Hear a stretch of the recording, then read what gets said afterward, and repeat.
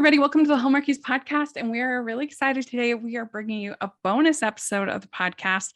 We are talking about the Netflix series Heartstopper. This is a YA series, LGBTQ forward series. It's really cute. I loved it. And I'm excited to talk about it. I'm film critic Rachel Wagner, and my friend Larry is here with me today to talk about this series. Thank you so much, Larry, for coming on. Hi, thank you for inviting me on over. Yeah. There's so few pure romantic things that get me. So I'm glad to So come on and excited. talk about one with you. Yeah. Well, you haven't been on Hallmarkies podcast since our Golden Girls episode, which was like in 2017. It was a long or 18. It was a long time ago. So R.I.P. Betty White. I know it's been a few months, but talking about Golden Girls. So so why don't you introduce yourself to our audience? Yes, I am Larry, also known online these days as Chili Boy from Chili Boy Productions on YouTube.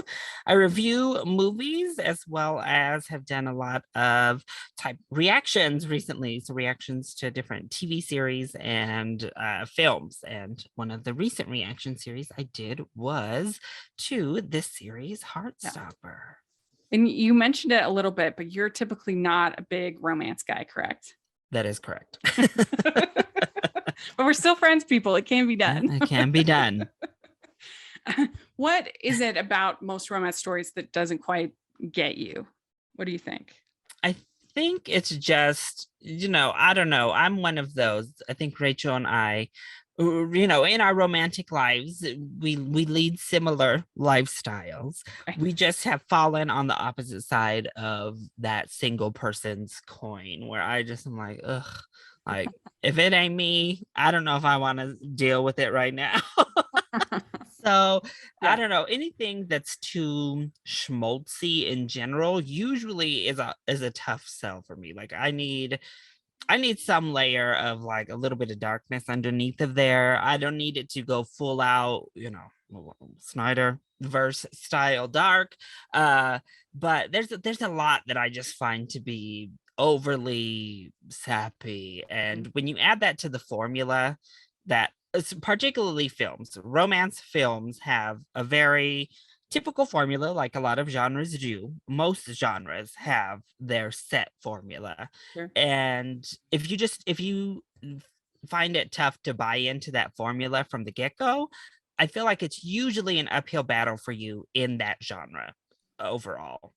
Yeah, I mean, I think we all have that. Like for me, it's sci-fi. A lot of people staring into space, contemplating life. I mean, just not for me usually. A lot of times those plots I struggle with. Yeah. And everyone's like, oh, it's so deep, it's so profound. I'm like, no, they're just staring into space. No. And the shows do the romance formula as well. I just think that we have more time with them. So I think actually romance shows, obviously we were part of the Fran cast together, which is kind of rom-com, a TV show rom-com, but in most ways. But the difference in shows for me, I think that makes it work a little bit better than most films that are romantic comedies, is that we have a lot of time with the characters. We really get to know and love the characters, and thus we are able to really buy into the building romance. Film, sometimes that step can feel so rushed that you're like, okay, I mean, I don't know, sure. But then once you get to that, like, end of the second act conflict where they break up and they go their separate ways before they inevitably come back together, I don't find myself caring that much, because I don't know, I don't have this huge investment in most of their relationships. Whereas shows, The Nanny, it took us 5 seasons. Took 4 seasons to get there. So yes, I care. Don't break them up. Let them stay together. Yeah, we had so much fun. People don't know, during the pandemic, it had been a dream of mine to recap The Nanny. And during the pandemic, we recapped the entire 6 seasons of The Nanny together with our friend Colleen, who's been on the show a bunch of times. The Fran cast. I'll put a link in the description. People can listen to it. It was so much fun. I really have very warm memories of that. And this one defies one of the categories, at least in film, that you don't like, Rachel, and that is basically teenagers. Yes. We have a Well, focus on teenagers here, Rachel, and that seems to be it's quite the true. divisive topic for you when it comes to coming of age stories Yes. specifically. The whole Solon teen is usually not my favorite. I feel like a lot of times they do a poor job in developing the motivation for the character of why they're behaving this way.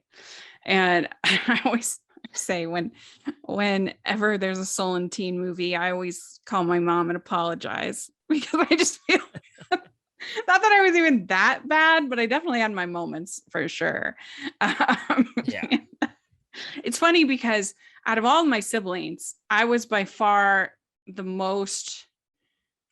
I mean, I was very mild compared to most rebellious teens, but compared to my siblings, I was definitely the most high spirited, strong willed of anybody as a teenager by far. And both of my other siblings are both very like, I don't know, very quiet and not a strong personality, not somebody who's going to fight it out, kind of a thing. Yeah. But it's just kind of funny because I'm the one as an adult that's chosen to live as more closely aligned with the way my parents have lived. So, which is fine, everybody makes their choices. But it's just kind of funny that the one that was the most strong-willed and the one that gave them the most grief is the one that. But yeah, I don't know. Like movies like Lady Bird and Edge of 17 and things like that. I much prefer the teen movie that's a little more warm-hearted, like Perks of Being a Wallflower, or where there's like a positive message. Love, Simon. That's definitely more my jam. Perfect. Well, that leads us here. I guess that Mhm. shows why you enjoyed this. Yes. So this Heartstopper, this is based on graphic novel and web comic by Alice Oseman. And had you heard of this before? I hadn't, and apparently it's like a pretty like big thing, at least on the online following. A lot of my friends, I'm like, oh yeah, like know about it. And I'm like, I had never heard of it. Huh. Yeah. And did this kind of come out of the blue for you as well? It did. It was funny because about 2 weeks maybe before it debuted, I randomly saw some sort of like somebody kind of off mentioned it. So I looked, I was like, what are they talking about? And I was like, oh, that does look cute. And then somebody got a screener and was like, oh, I think you're going to love this. So then I ran over to Netflix and requested the screener. But I got it like the week of release because I didn't even know to like ask for it or look for it or anything. So yeah, I mean, Netflix, they didn't do a lot of legwork on it beforehand. It really was like, oh, here it is. Yeah. Hi. Yeah, I hadn't heard of it until you tagged Hallmarks Pod in on Twitter about it to see what I would think. And Yeah. I would give this. I mean, I guess there's tiny little things that I could say I wish they'd done this or instead of this, but I'd still honestly I'd give it a 5 crowns. Yeah. I 5 out of 5. I thought it was perfect. There's hardly anything that I would change. Yeah, I really loved it as well. This is Mhm. one of those properties that I just kind of I say walk out of because film is Right. still my main thing. But those one of those viewing experiences that you leave, and I just can't imagine how someone doesn't really just fall in love with it. Like my heart is pretty dark in comparison to certainly you, Rachel, but plenty of others. If my heart can just like get fully enveloped, Yeah. I'm like, oh wow, they have to be some real dark people. And I agree with what you said in your recap, where your reaction, where you said that if they have another season, absolutely great. If they just end it here, I feel fully complete. And I fully agree with you there. Yeah, like obviously I'd love to get more time with these characters, but not at the expense of what we got in the first season. And that's what makes me nervous. Mhm. Is like, are we gonna go like, oh, dramatic, you know, like Mhm. I don't want that. So I would Yeah. almost prefer to leave it, because we leave off on a really good note that gives, you know, our characters more or less closure. Of course, they leave things open. So like the best friends and their like kind of budding crushes on each other. And that obviously is something we can go into next season. But they get everybody to a good enough point that you're like, I'm satisfied. I like this first season. Don't give me unneeded drama. Don't Right. like drum up these situations. Because part of what worked so well for me personally was that all of the drama and the conflict felt much more natural than we see in a lot of things. So comparing it to like Love, Simon, the main conflict there is like this big blackmail. And Right. even these other bullies, you know, they're jumping up on the tables and making this big spectacle. In this film, the bullying just, or this series, the bullying just felt so much more real, like how it actually happens, like these real small comments, or I mentioned it in my reactions to a lot of the kind of passive things that aren't meant to be hurtful, but they kind of keep you almost not wanting to be your true self. And Yeah. it just is like this almost feeling of disappointment that a family member will make or that a friend will make, and they don't mean anything by it. Actually, you know, it's not targeted at you. It's not meant to make you feel bad or anything, but you kind of internalize that as you go through the struggle. And there were just so many of those type of moments that felt like a more authentic representation that worked for me. Well, and also I felt like they explored so many different types of LGBTQ expression. Mhm. I mean, I'm not LGBTQ, Yeah. but they had, I felt so many different expressions. It wasn't just a coming out narrative like in Yeah. Love, Simon. You had the lesbian couple, the lesbian girls, who one was more secure, one wasn't as secure but had come out. So you Yeah. had that dynamic. You had Charlie, who's pretty confident but has his own insecurities. You have Nick, Mhm. who is just exploring bisexuality. Yeah. You had Tao, his character, and then you had Elle, who's transgender. But then also even in the adults, because you had like the art teacher Yeah. as a mentor. I don't know. I just felt like they had lots of different types of LGBTQ expression in the story. And none of it felt like out of place. Like none of it really felt like pushed in or forced in. Mhm. It just kind of all felt like these kids. That's another thing I loved. They were actually teenagers. Yeah. Yeah, yay, a teen show that casts like legitimate teenagers. They all And felt like they could be friends, or that it just kind of worked. Our leads had really good chemistry, Charlie and Nick, because obviously that's one thing. If they didn't work together, it would be much more tough to buy. we'd like to take a second from this episode of the podcast to celebrate our sponsor of this episode, and that is the Hallmarkies Patreon. Do you love Hallmarkies podcast? Do you want an inside scoop into what happens on the podcast? Do you want early access to episodes and loads of cool perks? Now is the time to become a patron of Hallmarkies Podcast. By becoming a patron, you get to access our patron Facebook group. You can request episodes or even be a guest on the podcast. And most importantly, any patron can join our monthly movie watch-alongs with stars like Paul Campbell, Natalie Hall, and more. It's as low as $2 a month to join in and become a special part of the Hallmarkies family. Please consider, and we will love you forever. Go to patreon.com/Hallmarkies. That's patreon.com/Hallmarkies. Nick, who was also a young Elton John in Rocket Man. Um, he just was so effortlessly charming. Yeah. You as the viewer are like, yes. I mean, I love this person. Yeah, and I don't know if you agree, but I feel like this William Gao who plays Tao, this was his first role, by the way, which is very impressive, I think. I think he could just slip in for Ezra Miller. He reminded me so much of Ezra Miller in Perks of Being a Wallflower. Yeah, especially as Ezra continues doing whatever they're doing. Yeah. And Right. causing havoc on Hawaii and whatever Yeah. He states they looked choose. a lot like him and had like We a found our lot new like him. Flash. Yeah. Quick.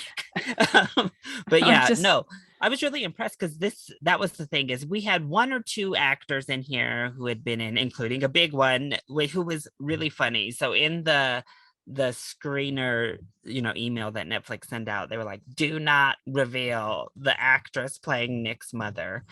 So that was like the one thing they instructed anyone who got a screener not to talk about. But now that it's been out for about a week, it's the Academy Award winning Olivia Coleman, who my Which friend was like, if you had told me Olivia Coleman was in this, I would have watched it immediately, because she was like, oh, okay.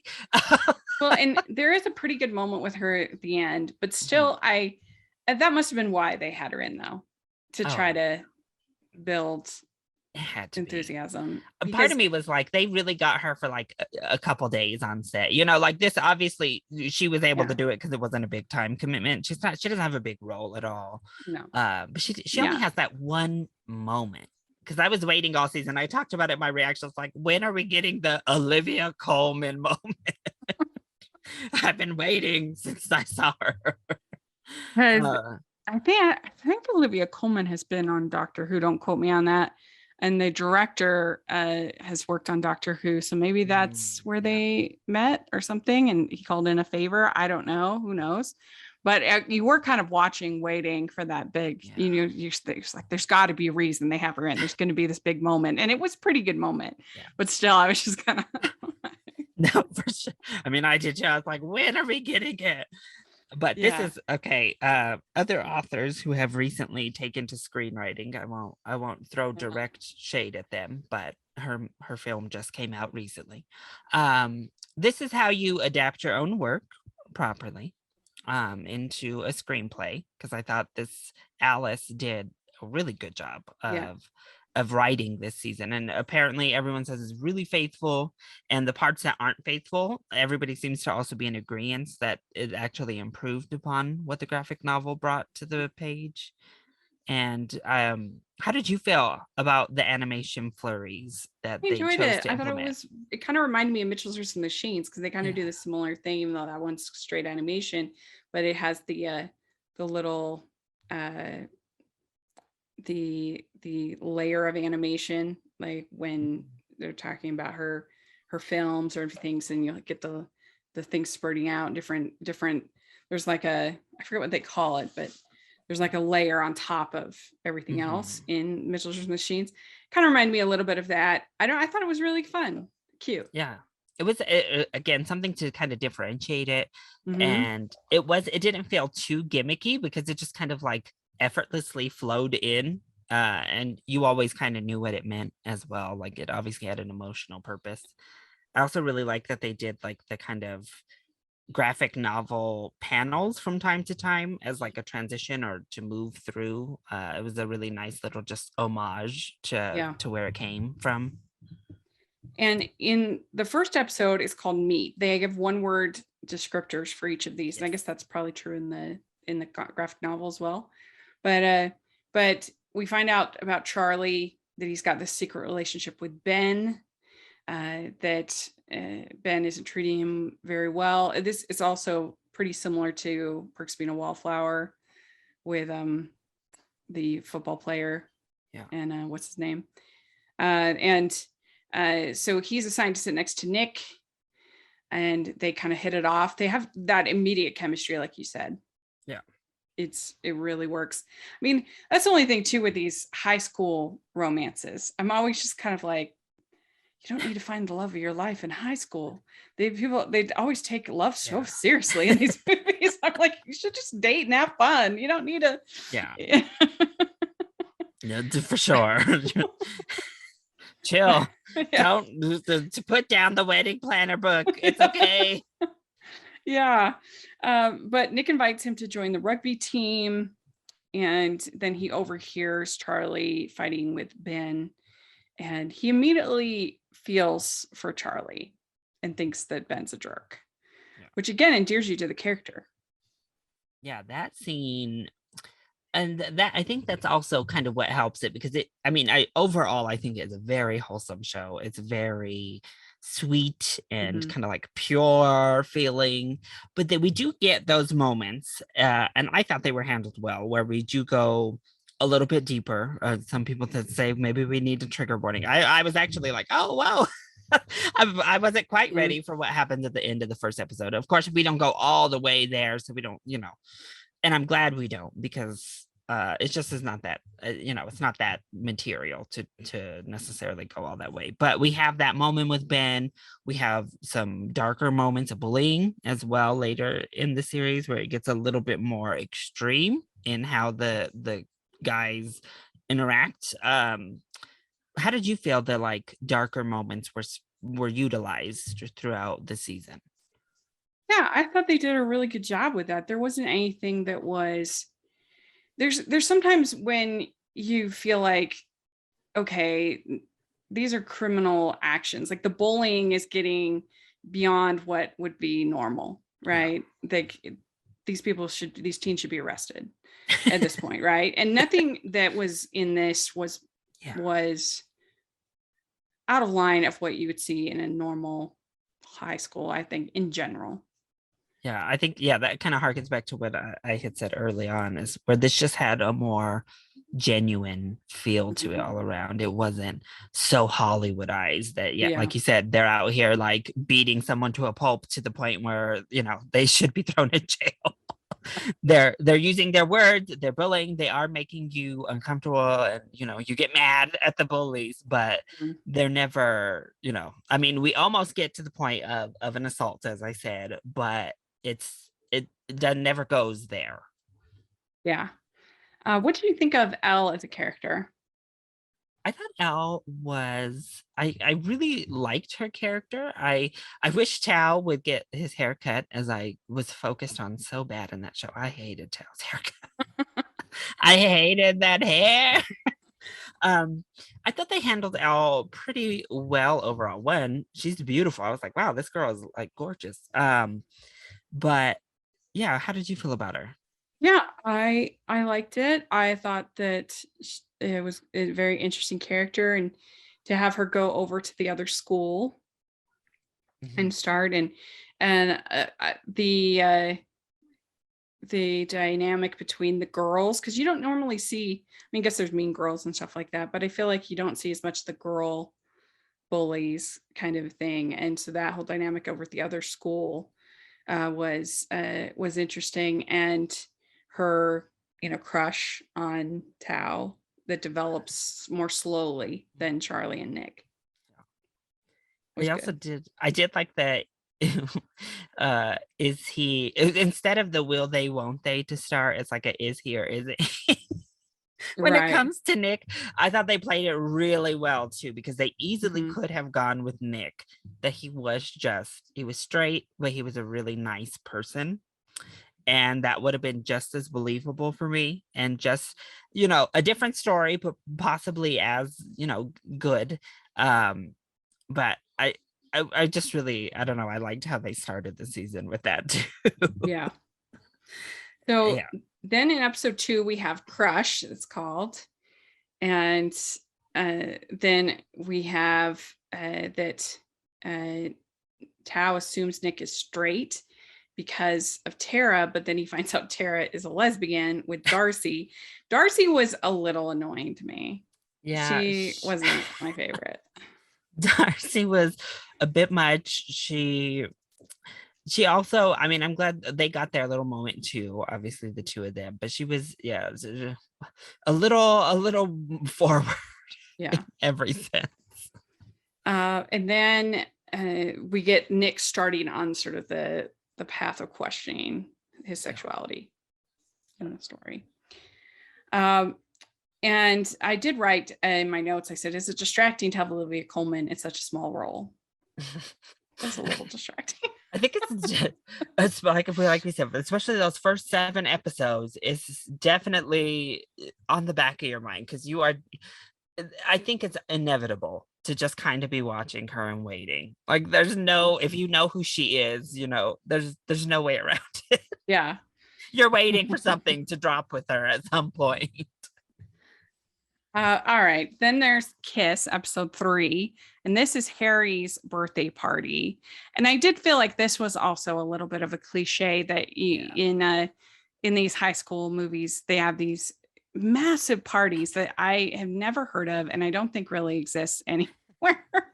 I was one thing I love about Perks of Being a Wallflower is the party is just like them hanging out in the basement with red cups, like him making a milkshake. Like it's actually how parties really are.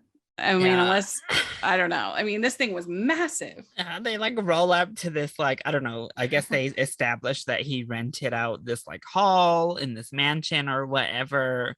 But of course, you have the DJ, we've got the lights, we've got like all this. I mean, literally the kids are getting dropped off in this like, limo pull-up cove. Like,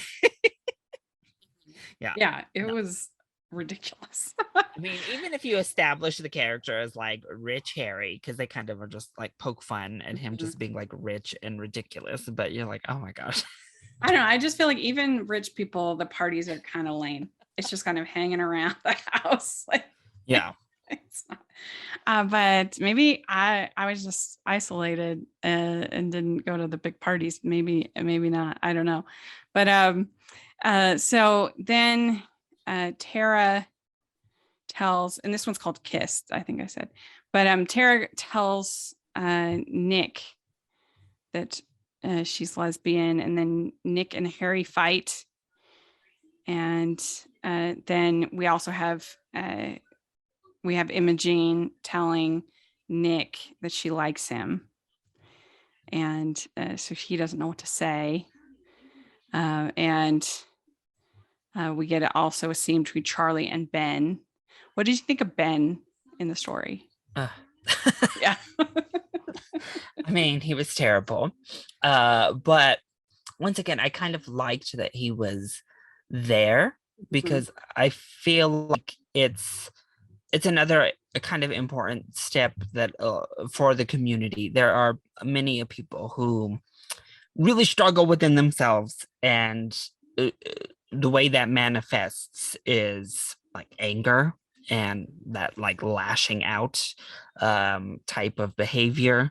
And I like the discussions that come down later, or even in that first episode, really, where he's just like, oh, why don't you understand me? Why can't you just like, meet me where I am? And it's like, well, it's not really about that. Like, I can understand and I'll be slow with you, but you're just a terrible person. That's not why I'm trying to get away from you. But yeah, I mean, he wasn't as like annoying as the kid in Love, Simon. No. The blackmailer kid. He was the worst. I hate him. Worst part of that whole movie. Yeah. So a serial killer in training, as I like to say. But then we have Nick and Charlie in this secluded room in this mansion, and they that whole scene, that whole kiss, and that whole scene was great. Yeah, and I think that's one of the times where the animation just works so well, because the series does a lot of these little hand shots, obviously, like these little, their hands are by each other. Yeah. And then you just get those little animations, like either a spark or like just a nice little like float of leaves or something. And there's really nothing that I love more than a subtle hand movement, handhold. Yeah. I love that. So like pinky to pinky, like actually episode 3, this was one of my top like favorite episodes of this season. I usually love getting swept up, so like the entire party vibe while over the top, but the music I thought was great in this episode, but like the entire vibe down there.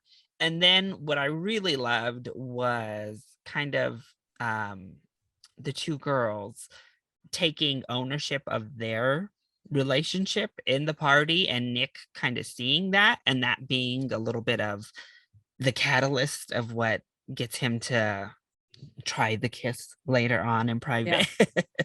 Yeah, it was good. And then you see him at the doorstep in the rain. Yes, so good. Yeah, because Charlie, again, that's something that's super relatable, I think, for kids in general. Charlie is just very insecure all the way around, and he internalizes everything. Yeah. The entire season, anything that happens, whether it's his fault, whether, it's not his fault, it's obviously Nick is going through his own things in his mind and trying to figure himself out, but Charlie is internalizing all of that. And I think that's something a lot of people can relate to, no matter your circumstance.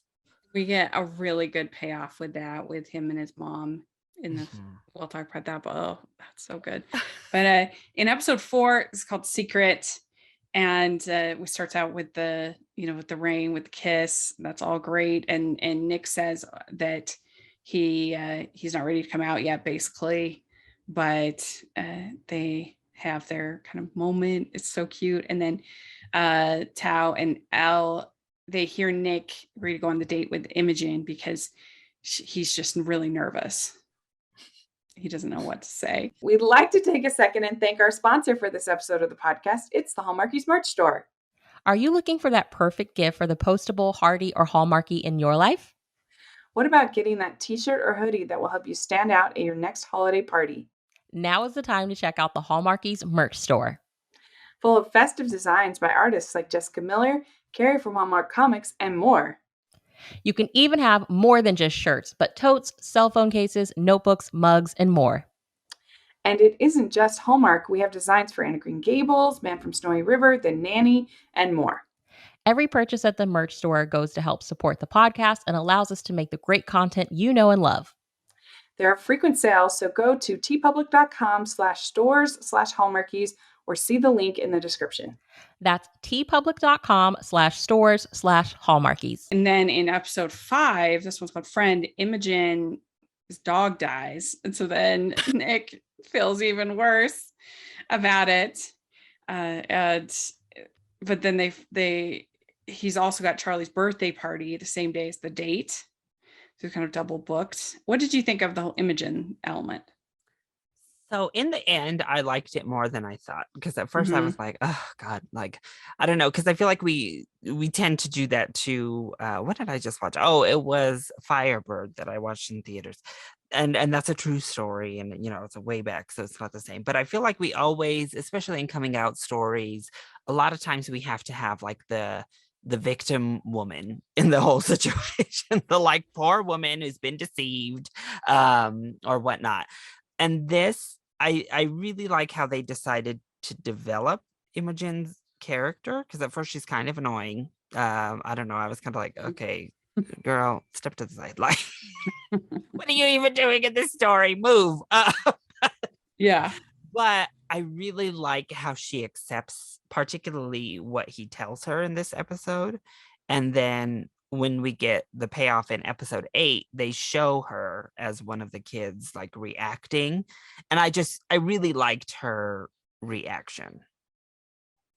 Yeah. And the fact that she is understanding, like immediately, she's not like upset really. She's like, okay, that's fine. Yeah. Because I mean, it's understandable for her, because him and Nick and Charlie have not been together at all, so she would have no way of knowing that, so I can understand. And I think she I'm glad they made her a character that had some sort of perspective, because she has been the pursuer this entire time. She was the aggressor from the jump the entire time we see them. And I think there is maybe that moment of like kind of realizing like, oh, he's not into it. That's true. When they sit down and have the talk. If you compare it in Love, Simon, which I really love Simon, but his friends being so offended and upset when he does finally come out. And so then we have episode 6 is Girls. And this is where Nick really starts to question if he's bisexual.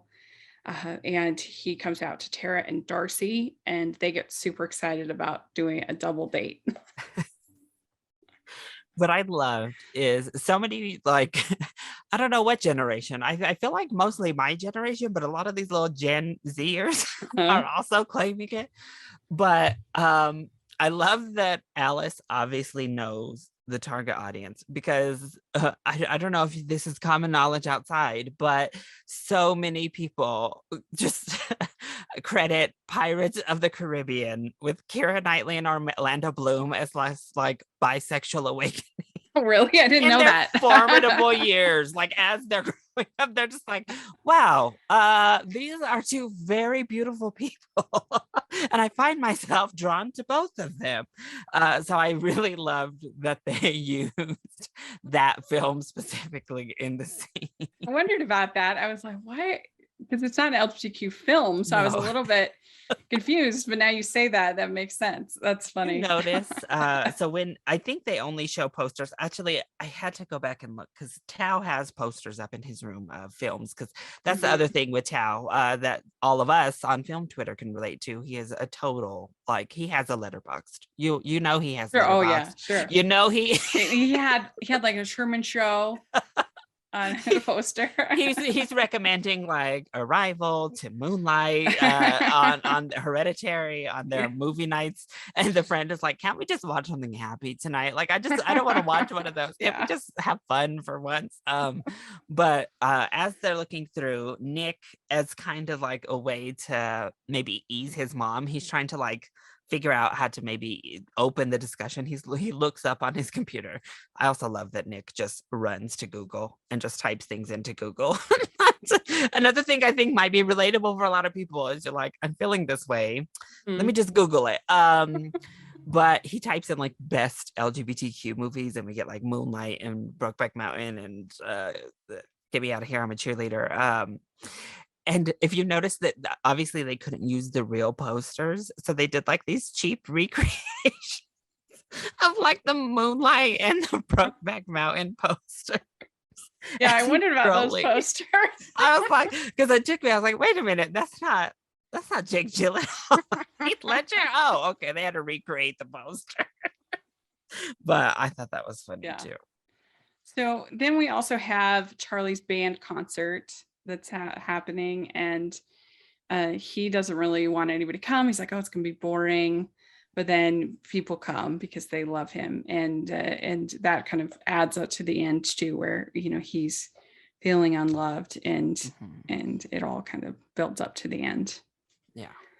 And then Tara and Darcy have that talk, and Tara says that she struggles more with the attention of being like the lesbians in school than Darcy does. And I agree with you. I'm glad we had the overt incidents, obviously, of Harry being the most like, bro dude high school guy. But we, especially when it comes to LGBTQ films, we don't really see like girls. Generally, females are always viewed as the more accepting people in these situations. So it was kind of nice, even if sometimes they were a little bit like over there. I was like, oh, okay, chill out. But to see her classmates still in 2022, still being like, ugh, gross, like it's not nice, but it's nice to get that perspective that does still exist too. Like girls in high school aren't these saintly creatures that don't bully people based on these type of things. Yeah, I agree. So episode 7 is called Bully, and this is Nick and Charlie go to the cinemas, but Harry is there, and Harry is a big bully.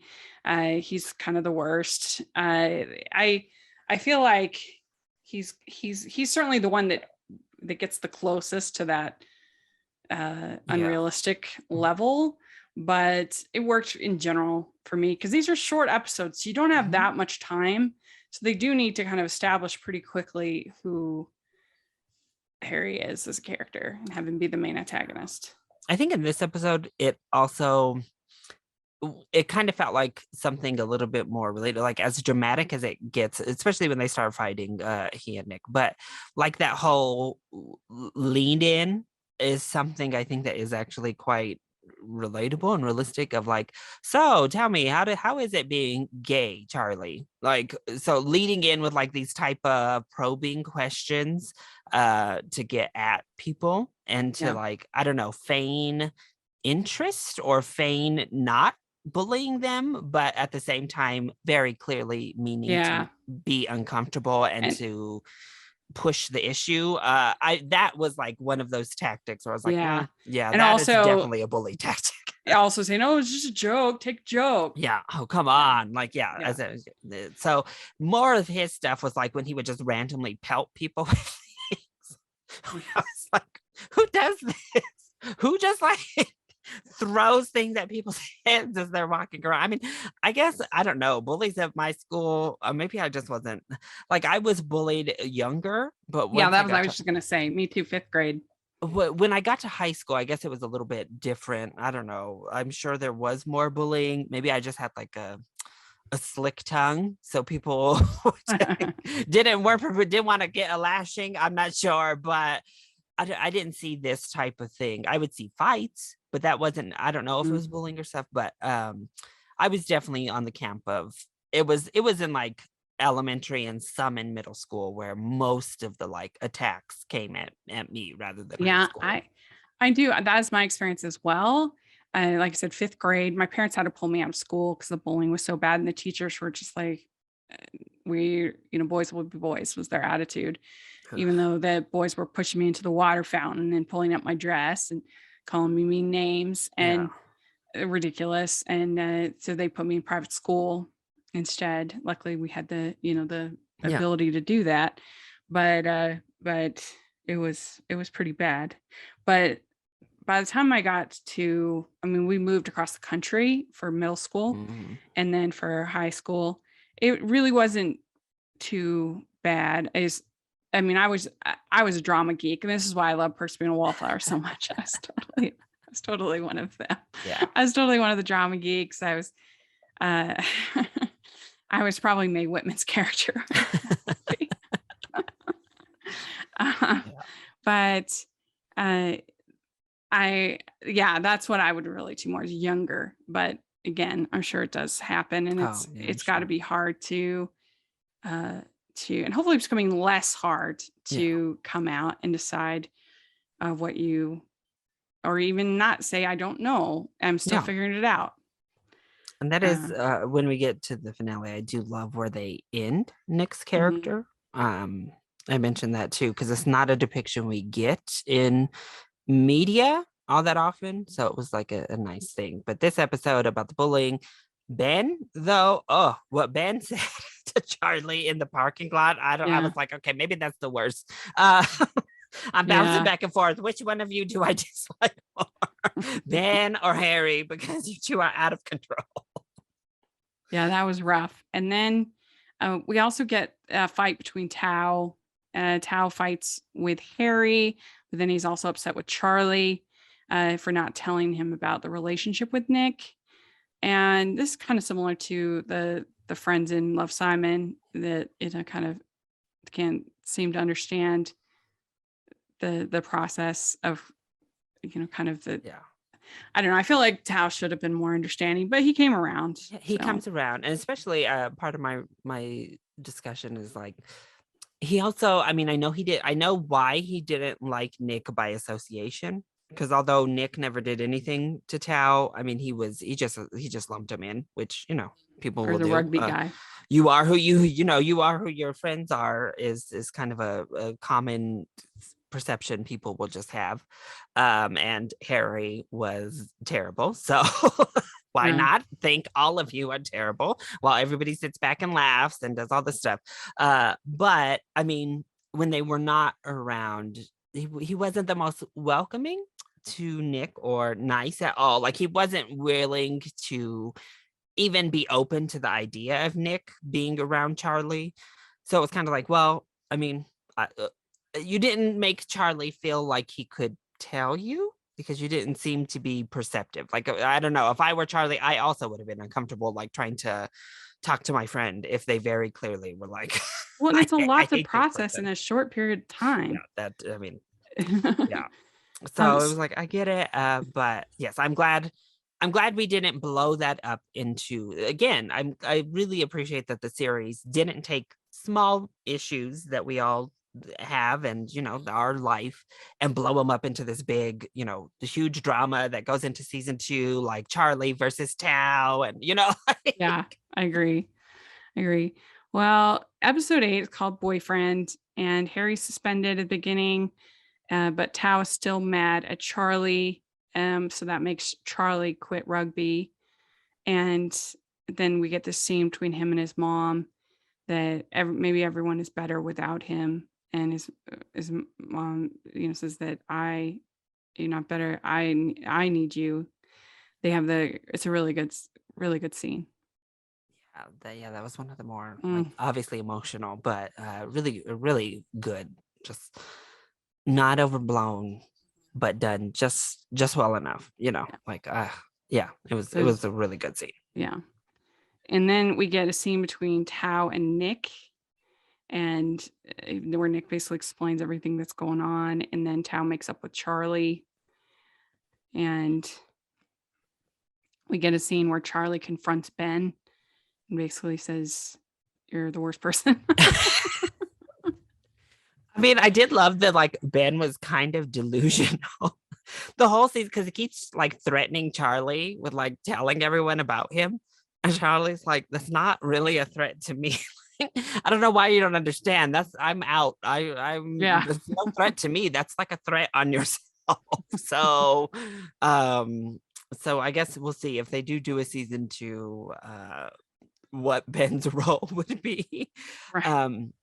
Because he's terrible, but that's one of those situations though where I wouldn't mind somewhat of at least a growth arc with Ben's character, of a better understanding of himself if we do get him in season 2, or if there is a season 2.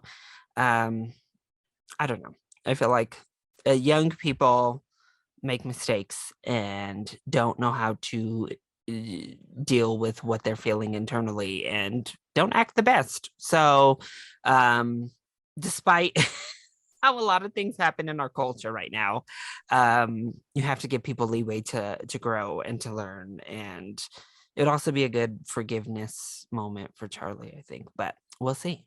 Yeah. And so were you surprised that Elle and Tao didn't have more of a romantic ending? I did. I actually was. I thought, especially when they're sitting there at that desk. I mean, I really thought it was going to happen in this 8th episode. And she was just so reluctant. Like, I feel like he would have rode the wave. He was on board. And she just was like, nope, can't do it. Let's go look at my old locker. I was like, no, we're here right now. So I think that'll be good for season 2. Yeah, I think that's definitely the big like opening to season 2. Yeah. How did you feel about Isaac, the like 4th friend of the group? Oh, you mentioned him in your... That just reads, but wasn't in like half the episode. Like, what's Isaac doing? Where did he go off to? He's just like a bonus friend, I guess. He's just a bonus. Every now and then he says, I'm all right. Then he's just over there reading in the corner. That was probably me in high school, actually. You were the Isaac, Rachel. A couple episodes of life go by. Everyone's looking around. Oh, hey, Rachel. No, I mean, I actually was pretty, I had a big personality as a teen. Shocker, now that's you, but back then, not so much. But then Nick stops the rugby game. They're having a field day or whatever. And he stops the rugby game and he goes and tells Charlie that he's changed his life and that he thinks he's a great person, and that he wants to be more open like him. And that whole scene was great. He says he's ready to come out. Yeah, that was a great scene because once again, so Charlie gets like the double dose earlier in the episode when he says like, I feel like everyone's life would be better without me. And then finally, because even as much as like you want them to just be together, part of what I was really wanting for Charlie specifically was to feel not necessarily even accepted, but to just, I don't know, to feel that worth for himself. And even though Nick was great and we're getting to see 2 different sides of someone who's not ready to come out and kind of this secret relationship with Ben and with Nick, and it's all about the person, not necessarily that situation, and he's really understanding. You feel that Charlie really needs like that validation type of moment for his worth. And I liked that conversation they had in the hallway specifically. Me too. Me too. And they go to the seaside, to the beach together. That was really cute. I love the beach so much. And and then the final scene is Nick coming out to his mom, Olivia Coleman.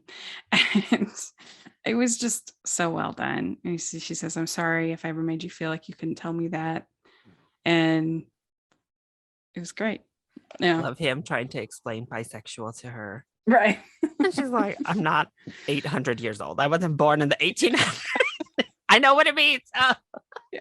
But I thought that was a fun moment in the overall kind of situation. I did love when she's like, "Oh, do you not like this girl?" And like, "Well, her dog died." And just the reaction, like her face when he said that. And she's like, "Oh, well, that's not a good reason to go out with someone." And I was like, you know what though, Nick? I understand. If somebody comes to me and their dog died, I'm gonna do whatever. No, like I'm not gonna tell them no on most anything they ask me to do. Right. I'm gonna agree to whatever, even if it sounds absolutely terrible, because I don't have the heart to be like, no. Well, this show, I just loved it so much. It was such a joy to watch. Like I said, 5 out of 5 crowns for me. I mean, what would you give it? Yeah, I'm pretty much right there with you. I think there's a couple little things here and there that, either fall into the like kind of high school or romance tropes a little bit, but overall the heart was there. Yeah. Not only in intention, but like the actual heart of the show and the feeling and the atmosphere.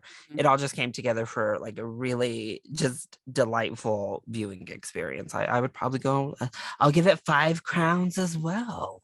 All right. Well, how can people follow you on social media and your channel and everything? Yes, so you can find me on YouTube at Chili Boy YT and Instagram and over on YouTube at Chili Boy Productions. Great. And you can find me at Rachel's Reviews, all of our social media, iTunes, YouTube, and on Rotten Tomatoes. So check that out. Also, make sure you're following the podcast on Hallmarkies Pod and Hallmarkies Podcast, all of our social media. And if you are listening on iTunes, please leave your ratings and reviews. That helps so much. 5 stars. And if you are listening on YouTube, please give the video a thumbs up and subscribe to the channel. We appreciate that so much. We also have our Patreon group, which is a lot of fun, and merch store.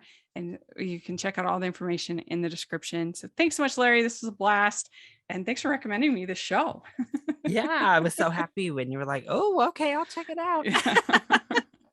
We'll talk to y'all later. Bye, everyone.